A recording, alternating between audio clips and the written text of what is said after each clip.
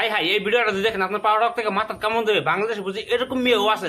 আমি এমন একটা নায়িকা যে আমাকে পেতে হলে কোটি কোটি টাকা গুনতে হবে। মানে আমাকে দিয়ে সিনেমা করানোর জন্য হলিউড থেকে ডাক পড়ে যাবে যে না মেয়েটা আসলেই সুন্দর, এই মালডারে কই পাবো, এই মালডারে কেমনে পড়াবো। আমি নিশ্চয়ই এখন জাতির ক্রাশ হয়ে গেছি। আমার মনে হয় যে দেশের সব কয়টা নায়িকা কোয়ালিটি হারিয়ে ফেলেছে। এখন আমি আছি সর্বশেষে। না, আমাকে অফার দেওয়ার সাহস পায় না, কারণ ওই যে আমি তো অনেক সুন্দর, আমাকে কিনতে হলে তো অনেক টাকা লাগবে, অনেক টাকা। আর অনেক টাকা আমার মনে হয় না যে এখনো হয়েছে তাদের কাছে। আচ্ছা, আমাকে দেখে কি বোঝা যায় আমার বিয়ে হয়েছে, বাচ্চা হয়েছে? এগুলো কয়দিন আসবে যাবে, আসবে যাবে। এই সুমাইয়ারিংও সবসময় থাকবে, সবসময় ট্রেন্ডিংয়ে থাকবে, সবসময় সিনেমায় থাকবে। মানে আমি যদি একটা সিনেমা কোনো মতে করতে পারি শাকিব খানের সাথে, দেখবেন যে আমার খালি সিনেমার অফার আসবেই আসবেই আসবেই। মানে আমাকে দিয়ে সিনেমা করানোর জন্য হলিউড থেকে ডাক পড়ে যাবে যে এই মেয়েটাকে আমার দরকার, এই মেয়েটাকে দিয়ে সিনেমা করাতে চাই। দেখবেন যে মানুষ তখন মানে ডলার দিতেছে আমাদের দেশকে, যে এই নায়িকাকে লাগবে, এই নায়িকাকে তো পাচ্ছি না কোথাও, এই নায়িকা তো আমাদের দেশে তো এত সুন্দর নায়িকা নেই। তো এটা করবে যখন আমি নিজেকে ওইভাবে, এখনো তো কিছুই হয়নি, যখন আমি নিজেকে প্রেজেন্ট করবো ওইভাবে, তখন তো দেখবেন যে হুড়োহুড়ি লেগে যাবে। আচ্ছা, আমাকে দেখে কি বোঝা যায় আমার বিয়ে হয়েছে, বাচ্চা হয়েছে? আমার বিয়ে বাচ্চা একদিকে, আমার মিডিয়া লাইফটা আরেক দিকে। সেটা বড় কথা না, বড় কথা যে দেখবেন একটা ছেলে পেলে হলেই মানুষের এনার্জি কমে যায়। আমার এনার্জি এখনো মনে করেন যে পাওয়ারফুল। আমি এখন সারাদিন যদি আমাকে না খাইয়েও শ্যুট করায়, আমি না খেয়েও শ্যুট করতে পারি, আমার এত এনার্জি।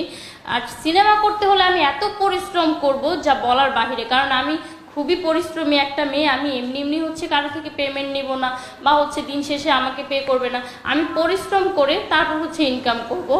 মিষ্টি জান্নাত দাবি করছে, কিন্তু কমেন্ট বক্সে গিয়ে দেখবেন যে বোন তোরে তো আমাদের ঘর মোছানোর কাজেও লাগবে না, বোন তোরে তো টয়লেট মোছার জন্য নিব না। তো এই কমেন্টগুলো মানুষ কেন করে? আর আমি যখন বলি যে আমি সুন্দর, তখন দেখবেন যে হাজার হাজার কমেন্ট এমন আসে যে না মেয়েটা আসলেই সুন্দর, এই মালডারে কই পাবো, এই মালডারে কেমনে পড়াবো, এইসব কমেন্ট আসে। তো এগুলো মানে আমি নিশ্চয়ই এখন জাতির ক্রাশ হয়ে গেছি। ইভেন অনেকে এখনো মেসেঞ্জারে লিখে যে আপনি তো জাতির ক্রাশ হয়ে গেছেন, আপনি তো জাতির ক্রাশ, আপনাকে পেতে হবে, এটা সেটা।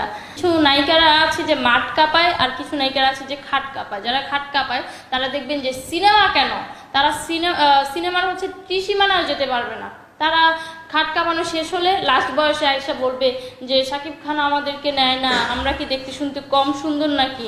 শাকিব খান কলকাতার নায়িকা ধরে, শাকিব খান এইটা ধরে, ওইটা ধরে।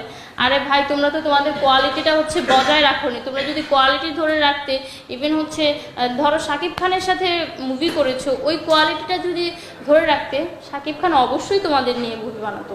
আমার মনে হয় যে দেশের সব কয়টা নায়িকা কোয়ালিটি হারিয়ে ফেলেছে। এখন আমি আছি সর্বশেষে। যদি একটা চান্স কোনো মতে পেয়ে যাই, আমি একদম দেখিয়ে দেব যে আমার ভিতরে কেমন প্রতিভা। কিছু কিছু মেয়ে আসে মিডিয়ায়, যারা আপনার যাদেরকে রাতের রানী বলা হয়।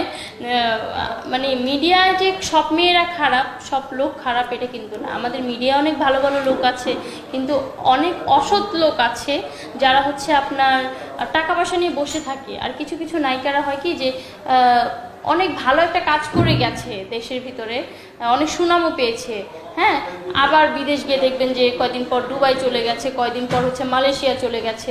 আরে বাবা, তুমি তো মিডিয়ায় আসলাই নতুন, তাহলে এত টাকা কিভাবে হলো যে তুমি দুবাই চলে যাচ্ছ কয়দিন পর? অবভিয়াসলি তাকে 100টার উপরে মিউজিক ভিডিও করতে হবে। আর নাটক আমি মনে করি যে ভালো ভালো দেখে 4-5টা করলেই এনাফ। আর সিনেমা একটা করলেই এনাফ। তখন আর সেই সিনেমা জনপ্রিয়তা পেতে হবে অবশ্যই, তখনই নিজেকে নায়িকা দাবি করা যাবে। তখন আমার খুব হাসি পায় যে এত বড় বড় মানুষের সাথে কাজ হয়েছে, তারা কখনোই নিজেকে নায়িকা দাবি করে না। তোমরা ভাই ধরে মিডিয়ায় এসে নিজেকে নায়িকা দাবি করো, বাট আমার ব্যাপারটা কিন্তু আলাদা। আমি নিজেকে নায়িকা দাবি করি কেন? কারণ আমার ভিতরে ওই গুণ আছে, আমার ভিতরে ওই প্রতিভা আছে, যার কারণে আমি নিজেকে নায়িকাটা দাবি করি। আর কে বলেছে যে বিছানায় গেলে কাজ পাওয়া যায়? আমিও তো আজকে একটা কাজে চলে এসেছি।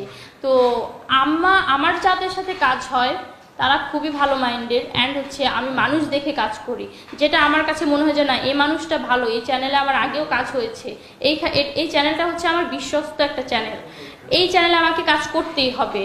তো এটাতে কাজ করি। আর যে মানুষদেরকে আমার সুবিধা মনে হয় না, দেখলে হ্যাবলা স্যাবলা মানে একটু গিরিঙ্গি আছে, ওইগুলোর থেকে হচ্ছে 10 হাত দূরে। না, আমাকে অফার দেওয়ার সাহস পায় না, কারণ ওই যে আমি তো অনেক সুন্দর, আমাকে কিনতে হলে তো অনেক টাকা লাগবে, অনেক টাকা। আর অনেক টাকা আমার মনে হয় না যে এখনো হয়েছে তাদের কাছে। দেখেন না, আমাকে এখন অনেকেই অফার করে 1 লাখ, 2 লাখ, 3 লাখ, 4 লাখ, 5 লাখ পর্যন্ত অফার করে। বাট আমি হচ্ছে মশা মেরে হচ্ছে হাত নষ্ট করি না। ওই 4-5 লাখ টাকা দিয়ে কি কিছু হয় ভাই? মানে লেভেল অনুযায়ী তো চলতে হবে। আমি এমন একটা নায়িকা যে আমাকে পেতে হলে কোটি কোটি টাকা হচ্ছে গুনতে হবে। আমি এমন একটা নায়িকা যে আমাকে পেতে হলে কোটি কোটি টাকা হচ্ছে গুনতে হবে। আজ এইভাবে করার ইচ্ছেও নেই।